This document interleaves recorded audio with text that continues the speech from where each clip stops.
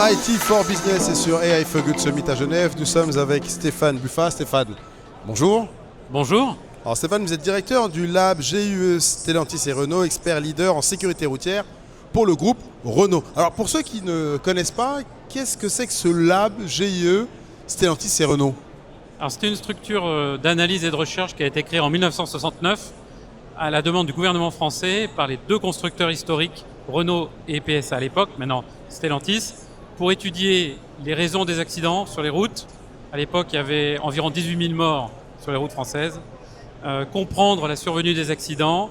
Et puis, un petit peu après, nous avons étudié la biomécanique humaine pour protéger les humains dans les chocs, améliorer la sécurité en cas d'accident. Et plus récemment, nous avons développé des études sur le comportement du conducteur pour améliorer la sécurité au global et éviter de se mettre dans des situations à risque quand c'est possible. Eh bien, on va parler justement du comportement. On en parlera un tout peu plus tard, mais d'abord, une première question. On sait qu'aujourd'hui, avec les tests actuels, on sait que les voitures sont bourrées de capteurs. On a tous en tête les tests Euro NCAP avec le mannequin dans la voiture qui fonce vers un mur avec toutes les données, avec les gens qui sont derrière. Que va apporter l'IA sur cette question en particulier? Est-ce qu'elle va permettre d'extraire plus de données par rapport à tout ce qu'on a déjà? Alors, par rapport à la création de la donnée, l'IA va d'abord permettre de réévaluer les plans d'analyse et d'organiser les expérimentations, par exemple. Le deuxième point, c'est qu'elle ne va pas en elle-même générer des données, mais elle permet de manipuler de grandes quantités de données et d'essayer d'organiser ces données, de voir s'il y a des éléments d'analyse qui ont pu échapper à des analyses plus conventionnelles.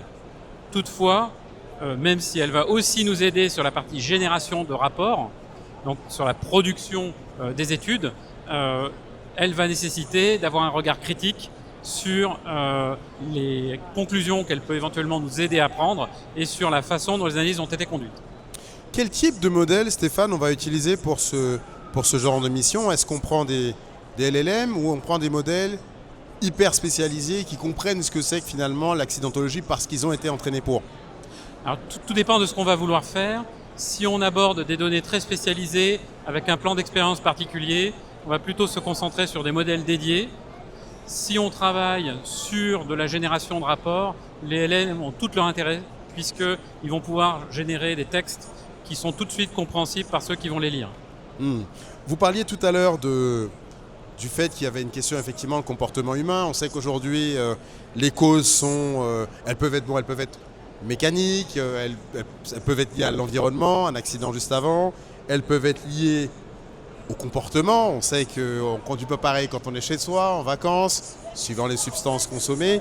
Comment, à partir de ces éléments, on peut construire finalement, alors c'est pas un portrait robot, mais est-ce que l'IA va permettre de construire un schéma qui explique la survenue d'accident avec tel ou tel type de configuration et d'état d'esprit du chauffeur?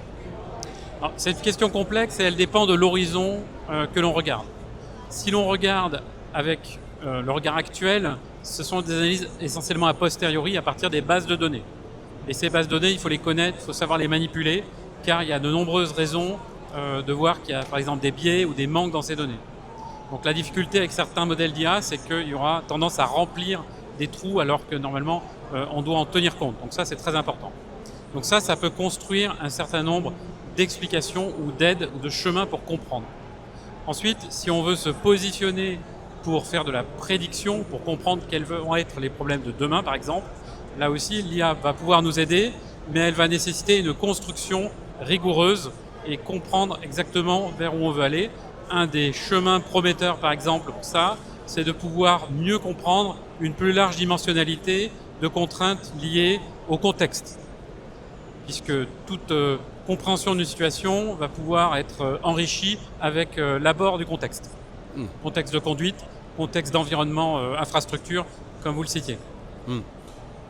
Vous l'avez dit, et ce sera ma dernière question, certains parlent, notamment comme vous, d'IA capable de prédire les accidents. Alors on a tous plein de films dans la tête, on a tous effectivement entendu parler de projets qui permettraient de réduire les accidents pour les voitures avec conducteur et pour les voitures sans conducteur. Comment est-ce que vous regardez ce sujet-là et est-ce que pour vous, effectivement, demain les IA pourront contribuer à réduire encore le nombre de morts? Vous l'avez dit, on est passé de 18 000 morts à moins de 10 000. Alors, il y a une petite remontée ces dernières années, mais on plafonne de mémoire autour de 10 000 morts.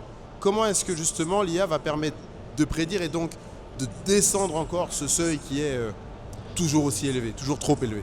Oui, tout à fait. Quand on parle de sécurité routière aujourd'hui, on pense au Safe System Model qui comprend un conducteur sûr, une vitesse sûre, un véhicule sûr et une infrastructure sûre.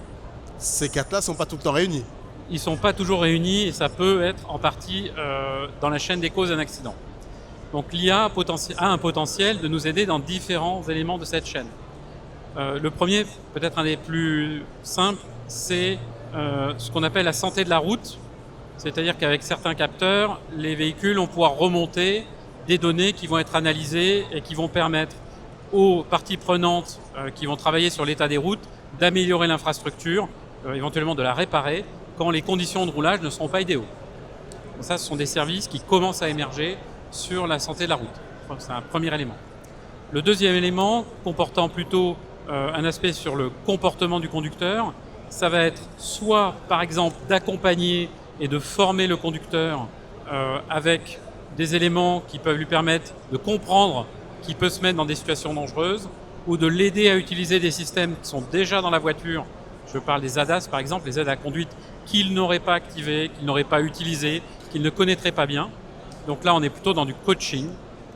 Et pour le safe véhicule, on peut commencer à réfléchir sur des systèmes d'automatisation avec un niveau de délégation qui convient de bien préciser et toujours garder en tête le domaine d'opération de ce niveau de délégation. Merci beaucoup Stéphane, merci d'avoir été avec nous. Je vous en prie, merci à vous.